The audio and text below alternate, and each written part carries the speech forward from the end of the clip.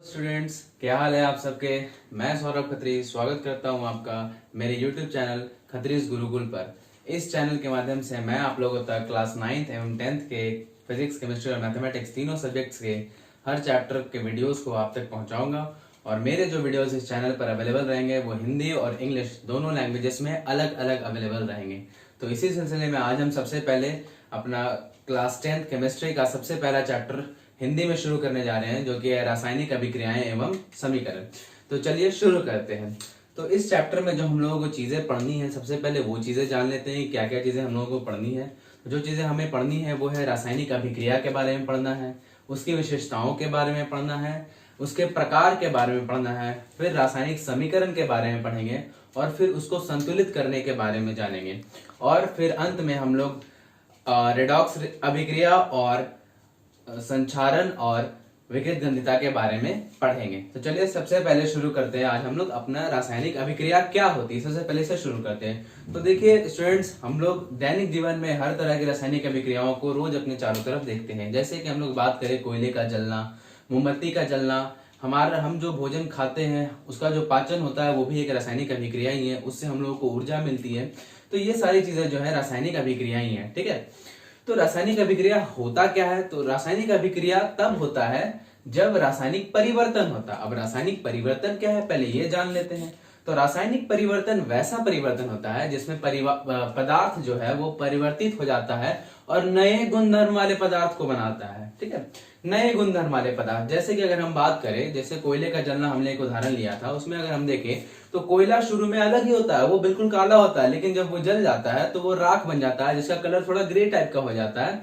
और कोयला और राख दोनों का जो विशेषता है, दोनों का जो गुणधर्म है वो बिल्कुल भी अलग होता है। तो इसी तरह अगर हम रासायनिक प्रक्रिया के या रासायनिक परिवर्तन के बारे में बात करें तो रासायनिक परिवर्तन जो होता है वो हमारा ये होता है, रासायनिक परिवर्तन मतलब वैसा परिवर्तन जिसमें या फिर जिसके पश्चात पदार्थ नए गुणधर्म वाले पदार्थ में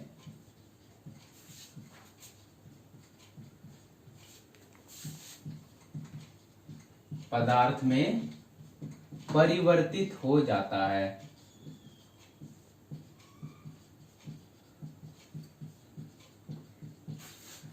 रासायनिक परिवर्तन कहलाता है। रासायनिक परिवर्तन कहलाता है। जैसे अगर हम लोग उदाहरण के तौर पर बात करें तो उदाहरण जो हमारा हो गया वो सबसे पहला उदाहरण जो है हमारा वो कोयले का जलना।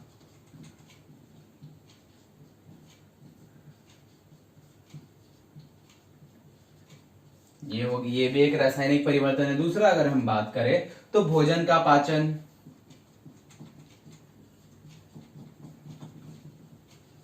ये भी एक रासायनिक अभिक्रिया है। इसके बाद इत्यादि। तो ये जो है रासायनिक परिवर्तन हो गया हमारा कि ऐसा परिवर्तन जिसमें पदार्थ या जिसके पश्चात जो है पदार्थ नए गुणधर्म वाले पदार्थ में परिवर्तित हो जाता है, उसको हम लोग रासायनिक परिवर्तन कहते हैं। जैसे कोयले का जलना जो राख बनाता है और भोजन का पाचन जिससे हम लोगों को ऊर्जा मिलती है, दोनों के दोनों जो है रासायनिक परिवर्तन के अंतर्गत आते हैं। ठीक है, अब इसी के बिना पर बात कर ले कि रासायनिक अभिक्रिया क्या होती है। तो देखिए जितना भी हम लोगों ने एग्जाम्पल देखा, इसमें देख रहे हैं हम लोग कि कोई भी एक पदार्थ जो है वो अकेले या फिर दूसरे पदार्थ के साथ मिल करके क्रिया करता है और नए गुणधर्म वाले पदार्थ को बनाता है। इससे ही हम लोग रासायनिक अभिक्रिया कहते हैं। ठीक है, तो रासायनिक अभिक्रिया के एक अगर हम लोग परिभाषा के बारे में बात करें तो रासायनिक अभिक्रिया का जो परिभाषा है वो हो गया कि जब कोई पदार्थ अकेले या फिर किसी दूसरे पदार्थ के साथ मिल करके नए गुणधर्म वाले पदार्थ का निर्माण करता है तो वैसी प्रक्रिया को हम लोग रासायनिक अभिक्रिया कहते हैं। ठीक है,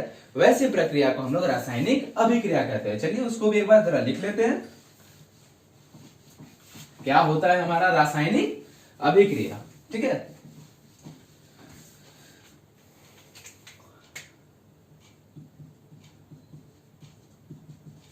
रासायनिक अभिक्रिया, रासायनिक अभिक्रिया, तो वैसी प्रक्रिया, वैसी प्रक्रिया जिसमें कोई पदार्थ अकेले या फिर ध्यान से देखिएगा यहां पर कि कोई पदार्थ अकेले भी कुछ नया पदार्थ बना सकता है। जैसे कि अगर हम बात करें यहां पर तो मोमबत्ती जो जलता है वो अकेले, ठीक है, तो कोई पदार्थ जो है अकेले भी यहां पर नए गुणधर्म वाले पदार्थ को बना सकता है या फिर किसी दूसरे पदार्थ के साथ मिलकर के नए गुणधर्म वाले पदार्थ को भी बना सकता है, ठीक है। तो वही चीज है यहां पर, या फिर किसी दूसरे पदार्थ के साथ क्रिया करके, किसी दूसरे पदार्थ के साथ क्रिया करके नए गुणधर्म वाले पदार्थ का निर्माण करता है, तो वैसी प्रक्रिया को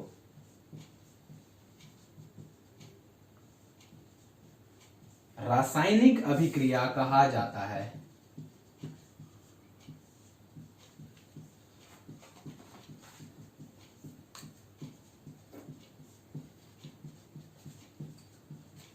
ठीक है, तो रासायनिक अभिक्रिया क्या हो गया हमारा, कि वैसी प्रक्रिया जिसमें कोई पदार्थ अकेले या फिर किसी नए पदार्थ के या किसी दूसरे पदार्थ के साथ क्रिया करके नए गुणधर्म वाले पदार्थ का निर्माण करता है, तो वैसी प्रक्रिया को रासायनिक अभिक्रिया कहा जाता है। ठीक है, अगर उदाहरण के तौर पे हम लोग देखें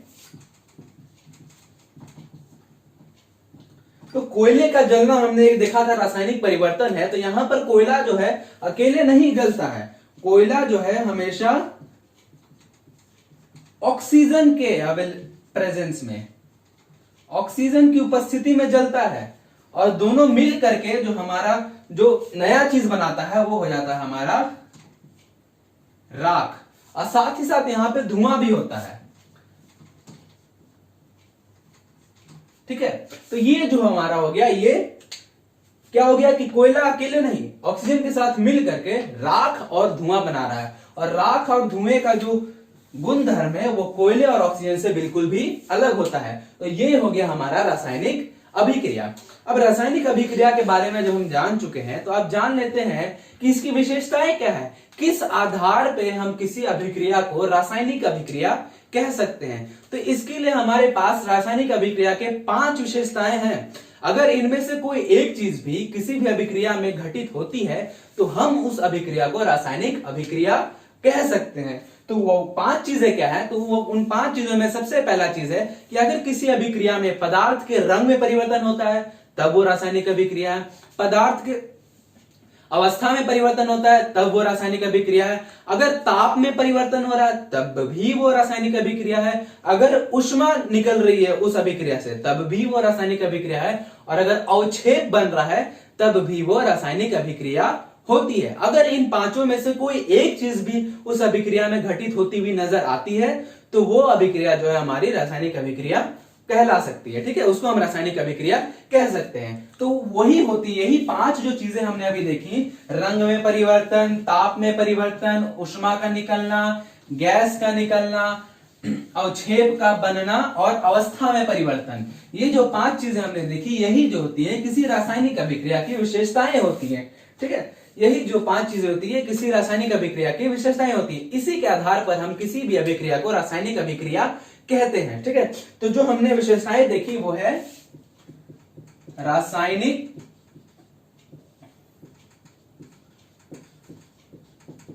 अभिक्रिया की विशेषताएं। ठीक है, तो इसमें सबसे पहला जो हमारा आ गया, इसमें जो सबसे पहला हमारा आ गया रंग में परिवर्तन।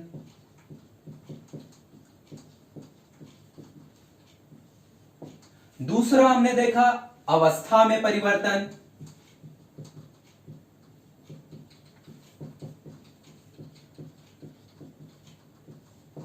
तीसरा हमने देखा गैस का बनना,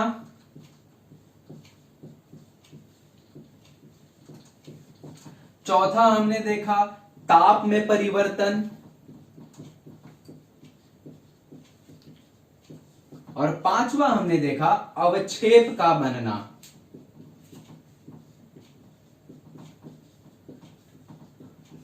देखिए स्टूडेंट्स, मैंने बीच में एक बात कही कि ऊष्मा में परिवर्तन भी कहा होगा, तो ऊष्मा में परिवर्तन और ताप में परिवर्तन दोनों लगभग सेम ही चीजें हैं, क्योंकि ऊष्मा में जब तक परिवर्तन नहीं होगा तब तक ताप में परिवर्तन संभव ही नहीं है। तो ऊष्मा में परिवर्तन या फिर ताप में परिवर्तन दोनों सेम चीज होती है, ठीक है।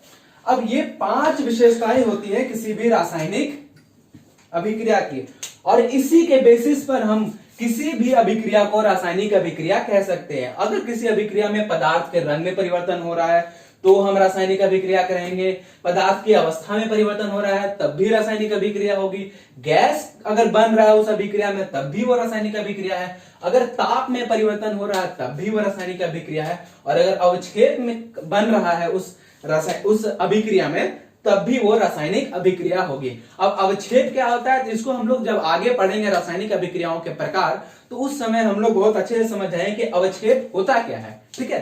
तो आप चाहें तो इसको लिख सकते हैं,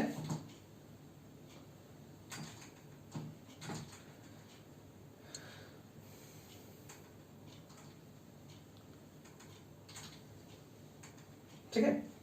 तो ये 5 हमारी विशेषताएं हो गई किसी भी रासायनिक अभिक्रिया के लिए।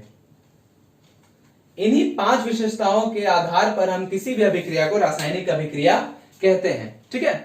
तो यही 5 हमारी विशेषताएं हैं। अब जो हमें आगे देखना है, धीरे धीरे हम लोग आगे जाकर के जब हम लोग रासायनिक अभिक्रियाओं के प्रकार देखेंगे तो उसमें मैं आप लोगों को इन 5 विशेषताओं के तो आधार पर एक एक उदाहरण मैं आप लोगों को बताऊंगा भी, तो इसके लिए परेशान आप लोगों को होने की जरूरत नहीं है। अब आगे हम लोग बात करें जो हमारे टॉपिक का जो हेडिंग था चैप्टर का, उसका जो अगला भाग है रासायनिक समीकरण, इसके बारे में बात करते हैं, ठीक है। रासायनिक समीकरण, अभी हम थोड़ा देखते हैं रासायनिक समीकरण होता क्या है, ठीक है, और इसकी जरूरत पड़ती क्यों है हमको। क्या होता अगर हमारे पास रासायनिक समीकरण नहीं होता, तो क्या होता, क्या दिक्कत होती हमें, ठीक है।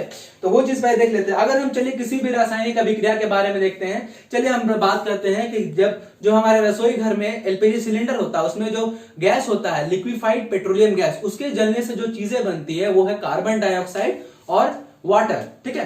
तो ये जब वो गैस जलता है तो हमारा 2 चीज बनता है, कार्बन डाइऑक्साइड और वाटर। अगर इस अभिक्रिया को हम लोग लिखना चाहें तो देखिए, अगर हमारे पास रासायनिक समीकरण नहीं रहेगा तब देखिए हमारे पास कैसी दिक्कतें आती हैं। जैसे कि अगर हम लिखें कि एलपीजी गैस ऑक्सीजन के साथ क्रिया करके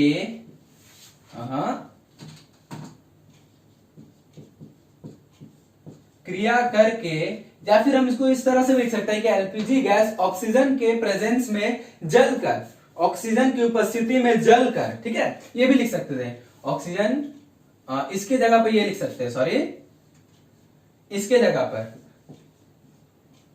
की उपस्थिति में जलकर, ठीक है, इसके जगह पे हम लोग ये भी लिख सकते हैं। चलिए इसको थोड़ा दूसरे कलर से हम अंडरलाइन कर देते हैं जिससे आप लोगों को थोड़ा ज्यादा आसानी से दिखे, ठीक है। इसके जगह पर हम लोग वो भी लिख सकते हैं कि उपस्थिति में जलकर, ठीक है। एलपीजी गैस ऑक्सीजन के साथ क्रिया करके या फिर एलपीजी गैस ऑक्सीजन की उपस्थिति में जलकर कार्बन डाइऑक्साइड गैस एवं जल का निर्माण करता है। देखिए, ये जो हमारा रासायनिक अभिक्रिया है, इसको ये है कुछ नहीं, बहुत छोटा सा रासायनिक अभिक्रिया है कि एलपीजी गैस जो है वो ऑक्सीजन के साथ, ऑक्सीजन की उपस्थिति में जल गया और मेरा कार्बन डाइऑक्साइड और जल बन गया। लेकिन इसको अगर हमको लिखना है तो देखिए 2 लाइन का लिखा गया, ठीक है। अब ये तो एक छोटा सा था, अब इससे ये बड़ा बड़ा रासायनिक अभिक्रिया होती है। तो जो साइंटिस्ट थे उन लोगों ने ये अब सोचा कि किस तरह से हम कुछ ऐसा तरीका इजाद करें, कुछ ऐसा तरीका निकालें जिससे क्या हो कि बड़े बड़े रासायनिक अभिक्रियाओं को हम छोटे रूप में लिख सके, उनके छोटे स्वरूप में हम लोग लिख सके। तो इसी के वजह से रासायनिक समीकरण जो है बनाया गया। अब समीकरण होता क्या है, तो रासायनिक समीकरण किसी भी रासायनिक अभिक्रिया को छोटे रूप में लिखने का एक तरीका होता है, ठीक है। रासायनिक समीकरण क्या हो गया, हमारे किसी भी रासायनिक अभिक्रिया को छोटे रूप में लिखने का एक तरीका हो गया, वही जो है हमारा एक रासायनिक समीकरण हो गया, ठीक है।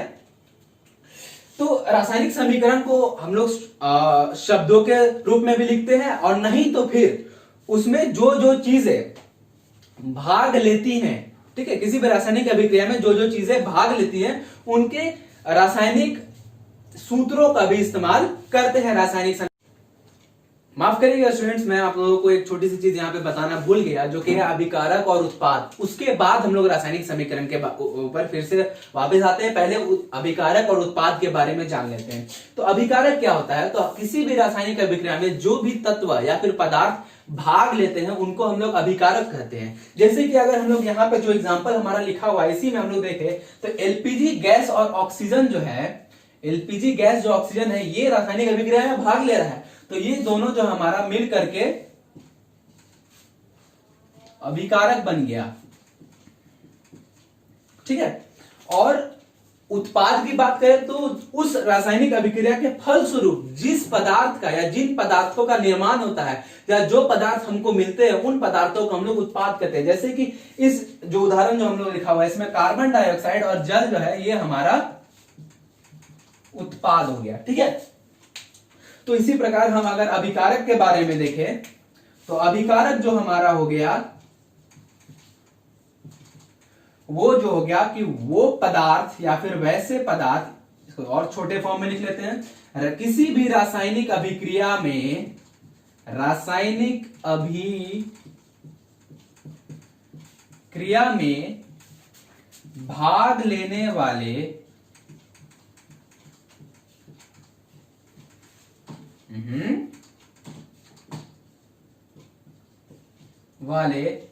पदार्थ को या फिर पदार्थों को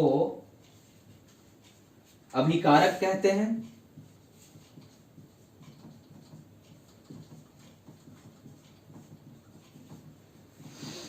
और उत्पाद के बारे में बात करें हम लोग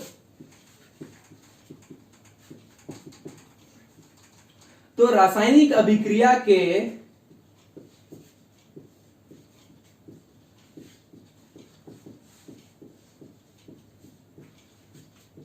फलस्वरूप बने पदार्थ को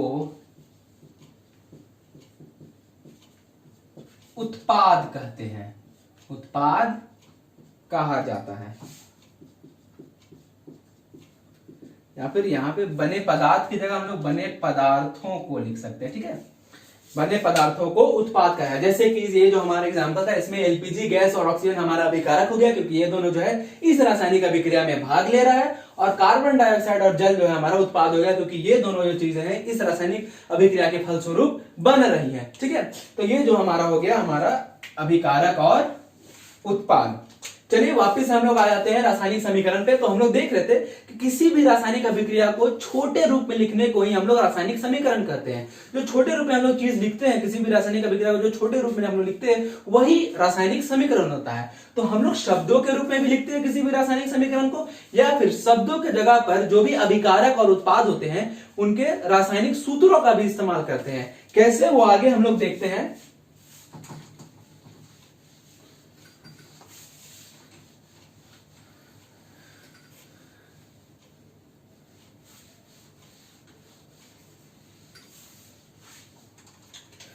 तो जैसे कि अगर हम कोई रासायनिक अभिक्रिया ले ले, चलिए कार्बन और ऑक्सीजन का रिएक्शन ही ले लेते हैं, ठीक है। कार्बन ऑक्सीजन का रिएक्शन मतलब जो कोयला होता है वो हमारा कार्बन होता है, उसको जब हवा की उपस्थिति में यानी ऑक्सीजन की उपस्थिति में जब हम लोग जलाते हैं तो हमको कार्बन मोनोऑक्साइड गैस मिलता है। इसी रिएक्शन को हम लोग समीकरण के फॉर्म में लिखते हैं, समीकरण के रूप में लिखते हैं। चलिए देखते हैं। तो अगर हम बात करें तो कार्बन प्लस, देखिए जब भी दो पदार्थ आपस में क्रिया करते हैं तो बीच में हमेशा प्लस साइन लगाते हैं हम लोग। कार्बन प्लस ऑक्सीजन,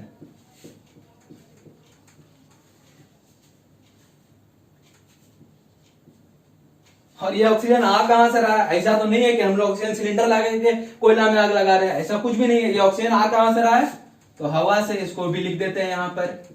और जैसे ही हमारा जो अभिकारक है वो खत्म होता है, तो अभिकारक खत्म होने के बाद उसके बाद हम लोग एक तीर चिन्ह देते हैं, और तीर चिन्ह का जो मुंह होता है, जिस तरफ हम लोग उत्पाद लिखेंगे उस तरफ रखते हैं हम लोग, ठीक है। तो हमारा जो उत्पाद हो गया वो हो गया कार्बन मोनोऑक्साइड,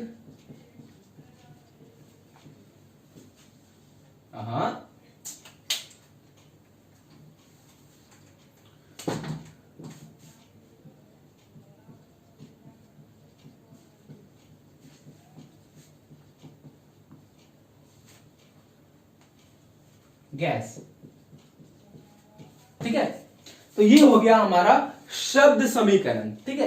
शब्द समीकरण हो गया, ठीक है। इसमें जो भी चीजें हैं, कार्बन, ऑक्सीजन और कार्बन मोनोऑक्साइड, इनको हम लोग शब्दों के फॉर्म में हम लोग लिखा है। अब इसी को जब हम लोग यहाँ पे कार्बन का, ऑक्सीजन का, कार्बन मोनोऑक्साइड का रासायनिक सूत्र इस्तेमाल कर लेंगे तो वो हमारा हो जाएगा एक रासायनिक समीकरण, जो शब्द समीकरण नहीं होगा, ठीक है। देखते हैं, कार्बन के लिए हम लोग इस्तेमाल करते हैं C, ऑक्सीजन के लिए इस्तेमाल करते हैं, ऑक्सीजन हमेशा जो होता है वो अणु के फॉर्म में रहता है, इस वजह से O2, कहां से? तो हवा से, ठीक है। फिर तीर का चिन्ह उत्पाद की तरफ, और कार्बन मोनोऑक्साइड, तो कार्बन मोनोऑक्साइड जो होता है CO, मोनो का मतलब ये होता है एक, और ये मोनो लगा हुआ ऑक्साइड यानी ऑक्सीजन के साथ, तो मतलब एक ऑक्सीजन केवल रहेगा, कार्बन मोनोऑक्साइड, ठीक है। तो ये हो गया हमारा रासायनिक समीकरण, जहां पर हम लोगों ने अभिकारक एवं उत्पाद के रासायनिक सूत्रों का इस्तेमाल किया, ठीक है। तो इस तरह से हम लोग रासायनिक समीकरण को लिखते हैं। अभिकारक के बीच में प्लस का साइन देते हैं, और यहां पर भी अगर कोई और उत्पाद बन रहा होता तो बीच में प्लस का साइन देते, ठीक है। और अभिकारक और उत्पाद के बीच में एक तीर का चिन्ह दिया जाता है, और तीर का जो मुंह होता है वो उत्पाद की तरफ होता है। तो ये हमारा हो गया रासायनिक समीकरण। लेकिन आजकल के रसायन, आप जो हम लोग रासायनिक समीकरण लिखते हैं उसमें हम लोग जो भी पदार्थ अभिकारक जो होते हैं और जो भी उत्पाद होते हैं उनके भौतिक अवस्था को भी लिख देते हैं। जैसे कार्बन जो है यानी कोयला हमेशा जो है वो ठोस अवस्था में रहेगा, तो यहाँ पे ठोस यानी सॉलिड, तो S लिख देंगे। O2 यानी ऑक्सीजन जो है हमेशा गैस अवस्था में रहेगा, गैस यानी G लिख देंगे, ठीक है। और कार्बन मोनोऑक्साइड जो है ये भी गैस ही बनता है, तो इसीलिए इसमें भी G लिख देंगे। तो ये हमारा हो गया एक परफेक्ट रासायनिक समीकरण, जिसमें तत्व, अभिकारक और उत्पाद दोनों के भौतिक अवस्था को भी यहां पर बताया गया है। तो ये हमारा एक परफेक्ट रासायनिक समीकरण हो गया, ठीक है। अब आगे बात करते हैं संतुलन, रासायनिक समीकरण का संतुलन। सबसे पहले इसमें हम लोग देखेंगे कि क्यों हम लोगों को रासायनिक समीकरण को संतुलित करने की जरूरत ही क्यों पड़ती है, ठीक है। पहले ये देखेंगे और उसके बाद किस तरह से संतुलित करते हैं इस चीज को देखेंगे, ठीक है। तो आइए देखते हैं, सबसे पहले हम लोग देखते हैं रासायनिक समीकरण का संतुलन की आवश्यकता क्या पड़ी उसकी, ठीक है। आवश्यकता क्या पड़ी? रासायनिक समीकरण का संतुलन, ठीक है।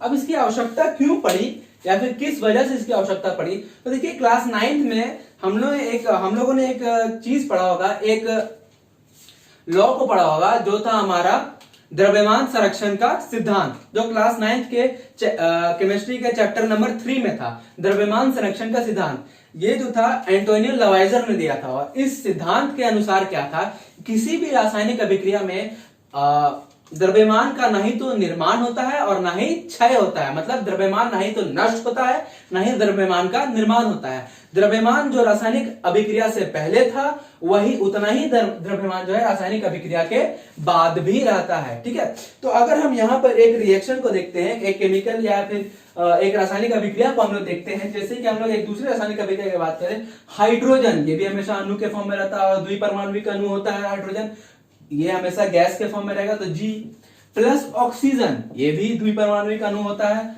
G ये दोनों मिल करके हमारा बना देता है H2O, जिसको हम लोग बोलते हैं वाटर, और ये हमेशा लिक्विड के फॉर्म में रहेगा। ठीक है, ये जो रिएक्शन होता है इसमें हाइड्रोजन गैस होता है, ऑक्सीजन गैस होता है, और दोनों मिल करके वाटर बना देता है जो कि लिक्विड फॉर्म में होता है। यहाँ पे अगर हम देखें तो रिएक्शन यानी अभिक्रिया से पहले का जो द्रव्यमान है उसको अगर हम देखें तो हाइड्रोजन यहाँ पे 2 है और एक हाइड्रोजन का द्रव्यमान 1 होता है, तो 1 × 2 हो गया यहाँ पे द्रव्यमान। ऑक्सीजन भी 2 है और एक ऑक्सीजन का द्रव्यमान होता है 16, तो 16 × 2 32 हो गया।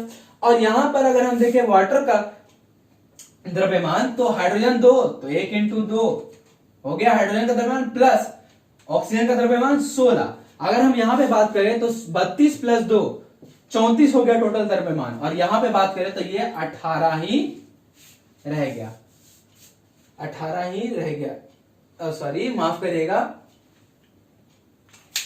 हाँ ठीक है। ये हाइड्रोजन का द्रव्यमान होता है 1 हो गया 2 और ऑक्सीजन का द्रव्यमान होता है 16। तो हाइड्रोजन यहां पर हमारा 2 परमाणु है उसका, तो एक हाइड्रोजन परमाणु का जो द्रव्यमान होता है वो 1 होता है, तो 2 है तो 1 को 2 से गुणा करते हैं, मेरा 2 हो गया। और एक ऑक्सीजन परमाणु का द्रव्यमान जो होता है वो 16 होता है, यहाँ पे 2 ऑक्सीजन परमाणु है तो 16 दूना 32 हो गया। और यहाँ पे अगर हम एक वाटर अणु का बात करें, एक जल के अणु की बात करें तो 2 हाइड्रोजन तो 2 हो गया और एक ऑक्सीजन तो +16 कर दिए। तो यहाँ पे देखिए द्रव्यमान आया एक जल के अणु का 18 और यहाँ पे जो अभिकारक था उसका आ गया 34, मतलब अभिकारक का जो द्रव्यमान था वो था 34 और उत्पाद का जो द्रव्यमान हो गया वो हो गया 18। देखिए यहां पर यही चीज का अंतर है और यही चीज नहीं होना चाहिए। द्रव्यमान संरक्षण के नियम, द्रव्यमान संरक्षण के सिद्धांत के अनुसार क्या था कि किसी भी रासायनिक अभिक्रिया में द्रव्यमान का ना तो क्षय होता है, यानी द्रव्यमान ना ही तो नष्ट होता है और ना ही निर्मित होता है द्रव्यमान। तो ये चीज कैसे हो गया, यहां पे था 34 बन गया 18, बीच में कोई कौवा खा गया, ऐसा बात तो होना नहीं चाहिए था। तो इसी के लिए हम लोगों को रासायनिक समीकरण को संतुलित करने का जरूरत पड़ने लगा। संतुलित कर देते हैं, जिससे संतुलन का मतलब क्या होता है कि उत्पाद में जो भी हमारे तत्व उपस्थित है, और सॉरी उत्पाद नहीं माफ करिएगा, अभिकारक में जो तत्व उपस्थित है और उत्पाद में जो तत्व उपस्थित है, दोनों तरफ हर तत्व का परमाणुओं की संख्या बराबर कर देते हैं। यही होता है हमारा किसी भी रासायनिक समीकरण को संतुलित करा। जैसे कि अगर हम बात करें यहाँ पे 2 हाइड्रोजन है, यहाँ पर भी 2 हाइड्रोजन है, यहाँ पे ऑक्सीजन 2 है लेकिन और यहाँ पे ऑक्सीजन 1 है, ठीक है। तो इसी को हमको संतुलित करना है, मतलब दोनों तरफ हाइड्रोजन का नंबर तो संतुलित हो गया, मतलब इधर भी 2 इधर भी 2, और लेकिन ऑक्सीजन जो है अभी भी असंतुलित है, तो उसी को संतुलित कर लेते हैं हम लोग। तो देखिए अब संतुलित करने के लिए क्या करते हैं, यहाँ पे 2 ऑक्सीजन, यहाँ पे 1 ऑक्सीजन, यहाँ पे 2 ऑक्सीजन है, तो इसको 2 बनाना है। तो अब हम क्या करेंगे, यहाँ पे देखिए हम लोग जोड़ नहीं सकते, ना ही घटा सकते हैं, ना ही भाग कर सकते हैं, हमको खाली गुना करना है, ठीक है, हमको खाली गुना करना है। तो हम ऐसे ऑक्सीजन को 2 से गुना कर दिए, तो ये चीज हो गया गलत। काहे कि वाटर है ये पूरा, हाइड्रोजन और ऑक्सीजन यहाँ पे अलग नहीं है, ठीक है। यही पूरा जो है H2O एक वाटर का अणु है, तो हम यहाँ बीच में 2 को नहीं डाल सकते हैं, ठीक है, दरार नहीं पैदा कर सकते हैं। बीच में दोनों भाई दोस्त है, इसको दोस्त ही बने रहने देना है, ठीक है। तो अब क्या करें, तो अब हमको मजबूरन अलग अलग तो कर नहीं सकते, दोनों में बहुत ज्यादा एकता है, तो मजबूरन हमको क्या करना होगा, दोनों को 2 से गुना करना होगा। कर दिए, अब यहाँ तो 2 से गुना कर दिए तो ऑक्सीजन तो पूरा खुश हो गया, दोनों तरफ बराबर, लेकिन हाइड्रोजन बेचारा हो गया उदास। यहाँ पहले से 2 था, यहाँ भी 2 था, लेकिन जैसे ही हम 2 से गुना किए वो हो गया 4, इधर 2 में रह गया, अभी बेचारा उदास हो रहा होगा, इसको भी खुश कर देते हैं, 2 से गुना कर देते इधर भी, तो हो गया हमारा रासायनिक समीकरण संतुलित। देखिए 2 दूनी 4 हाइड्रोजन यहाँ पर, 2 ऑक्सीजन यहाँ पर, 2 दूनी 4 हाइड्रोजन यहाँ पर और 2 × 1, 2 × 1, 2 ऑक्सीजन यहाँ पर, तो हो गया हमारा रासायनिक समीकरण संतुलित। तो इस तरह से हम लोग रासायनिक समीकरण, किसी भी रासायनिक समीकरण को संतुलित करते हैं, और इसकी जरूरत क्यों है, क्योंकि हमको द्रव्यमान को संरक्षित रखना है। अब अगर हम जो हमारा संतुलित रासायनिक समीकरण है, इसमें अगर हम देखें अब द्रव्यमान को, तो चलिए देखिए अब यहां पर क्या है, एक हाइड्रोजन का द्रव्यमान जो होता है 1, यहां पे 2 दूना 4 हाइड्रोजन है, तो गुना 4 हो गया मेरा 4।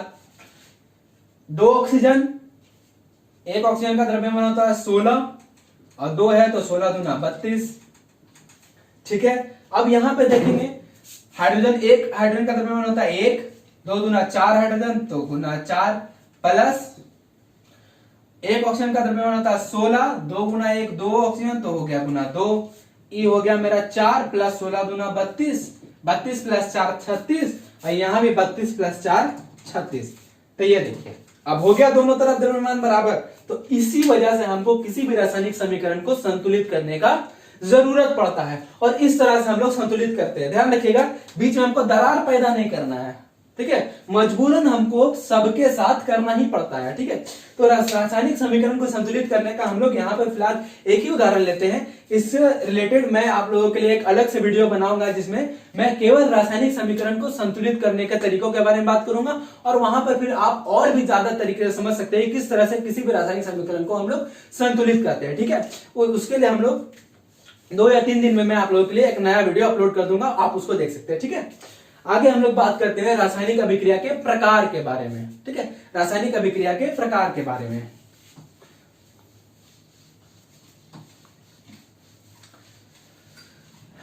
यहां तक मुझे उम्मीद है कि आप लोगों को सब कुछ समझ में आ गया होगा। अब आगे देखते हैं, अब आगे देखते हैं हम लोग रासायनिक अभिक्रिया के प्रकार।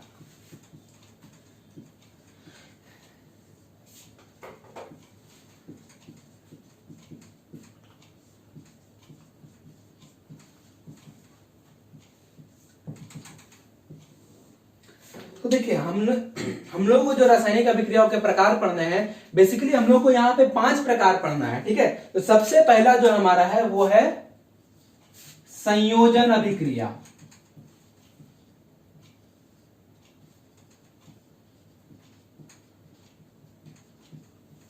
दूसरा हमको पढ़ना है वियोजन अभिक्रिया।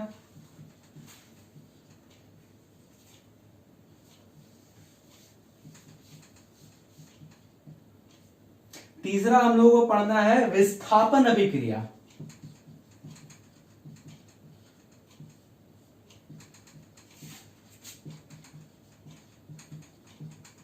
जिसको एकल विस्थापन भी कहा जाता है, ठीक है, एकल विस्थापन भी कहा जाता है, ठीक है। चौथा हम लोगों को देखना है द्विविस्थापन अभिक्रिया।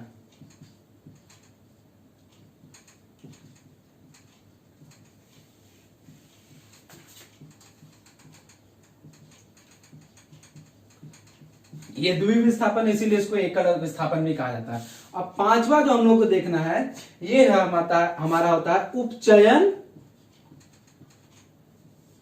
एवं अपचयन अभिक्रिया।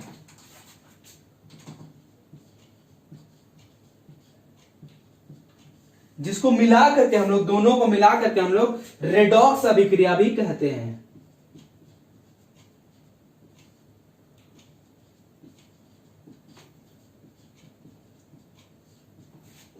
तो ये 5 प्रकार का हमको अभिक्रिया के बारे में जानना है, ठीक है।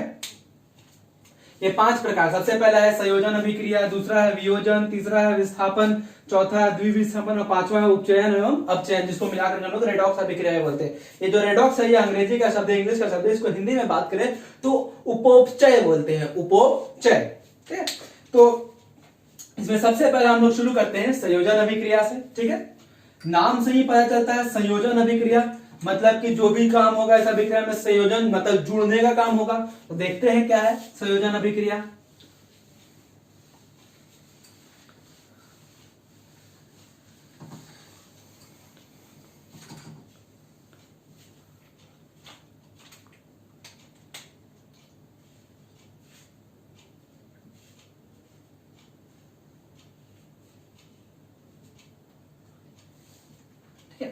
अब जैसे हम लोगों को नाम से ही पता चलता है संयोजन अभिक्रिया, इसका मतलब है कि इस अभिक्रिया में कुछ ना कुछ जुड़ने का काम होगा, ठीक है।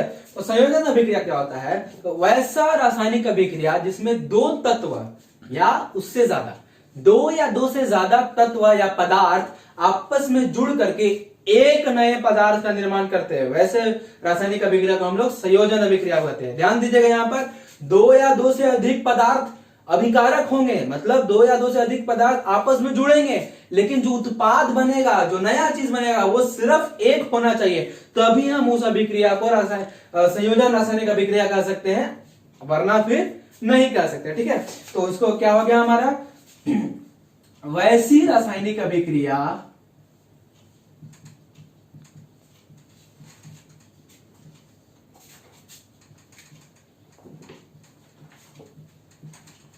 जिसमें दो या दो से अधिक पदार्थ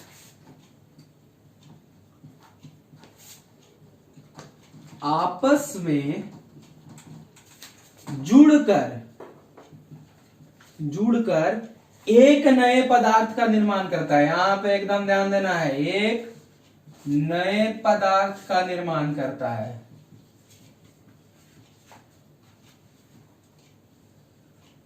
निर्माण करता है,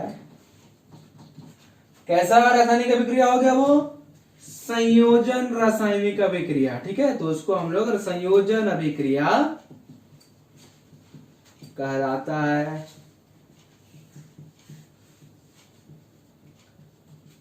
ठीक है, तो ये हो गया हमारा संयोजन अभिक्रिया। इसमें ध्यान देना है, एकदम ध्यान से, एकदम कि वैसी रासायनिक अभिक्रिया जिसमें दो या दो से अधिक पदार्थ आपस में जुड़कर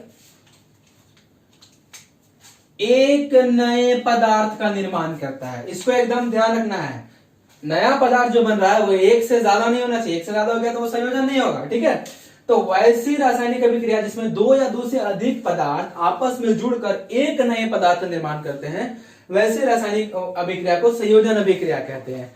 ठीक है, अगर उदाहरण हम लोग देख ले तो उदाहरण के तौर पे एक रासायनिक अभिक्रिया हम देख सकते हैं, हम लोग जानते हैं चूना। ठीक है, चूना जो होता है वो होता है कैल्शियम ऑक्साइड, तो कैल्शियम के लिए Ca, ऑक्साइड के लिए O, ये हमारा रहता है सॉलिड स्टेट में। अब इसको जब हम पानी में डालते हैं, यानी वाटर H2O लिक्विड फॉर्म में रहता है, इसको जब हम पानी में डालते हैं, दोनों जुड़ करके आपस में जो बनता है नया चीज वो होता है मेरा कैल्शियम हाइड्रोक्साइड CaOH2। और ये जो होता है ये विलियन के फॉर्म में रहता है, किसके रूप में रहता है, विलियन के फॉर्म में। तो विलियन को जो हम लोग सिंबल लिखते हैं वो लिखते हैं AQ। AQ का मतलब होता है एक्वस। ठीक है, AQ का मतलब जो होता है वो होता है एक्वस। तो ये देखिए हमारा दो चीज, एक था कैल्शियम ऑक्साइड, एक था वाटर, दोनों जुड़ करके एक नया चीज का निर्माण किया जो कि है मेरा कैल्शियम हाइड्रोक्साइड। ठीक है, ऐसे एक और एग्जांपल देख लेते हैं हम लोग, H2 प्लस O2, ये दोनों गैस के फॉर्म में, दोनों जुड़ करके बन गया मेरा H2O लिक्विड के फॉर्म में। बैलेंस कर लेते हैं, तो ये 2H2 और इधर 2H2O। ठीक है, तो ये हमारा देखिए ये भी एक हो गया संयोजन अभिक्रिया जिसमें दो नया पदार्थ, मतलब दो पदार्थ आपस में जुड़ करके एक नए पदार्थ का निर्माण कर रहा है। ठीक है, एक नए पदार्थ का निर्माण करता है, तो ये हो गया मेरा संयोजन अभिक्रिया। इसको भी जरा बैलेंस कर लेते हैं, देख लेते हैं हम लोग बैलेंस है या फिर नहीं। एक कैल्शियम, एक कैल्शियम, एक और एक, दो ऑक्सीजन, दो ऑक्सीजन, दो हाइड्रोजन, दो एकम, दो हाइड्रोजन, मतलब ये जो है पहले से ही बैलेंस है, ये पहले से ही संतुलित है।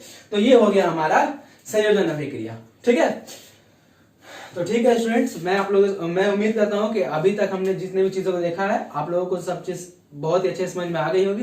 अगर आपको जो भी चीज अब तक बताया गया है उसमें से किसी भी तरह का डाउट होता है तो आप मुझे इसी वीडियो के नीचे कमेंट सेक्शन में वो डाउट पूछ सकते हैं। मैं आपके डाउट का रिप्लाई तुरंत से तुरंत करने की कोशिश जरूर करूंगा। ठीक है, तो मिलते हैं हम लोग नेक्स्ट वीडियो में, जो कि हमारा होगा रासायनिक समीकरण का संतुलन। ठीक है, उसके तरीकों के बारे में हम लोग उस वीडियो में देखेंगे। ठीक है, देन गुड बाय।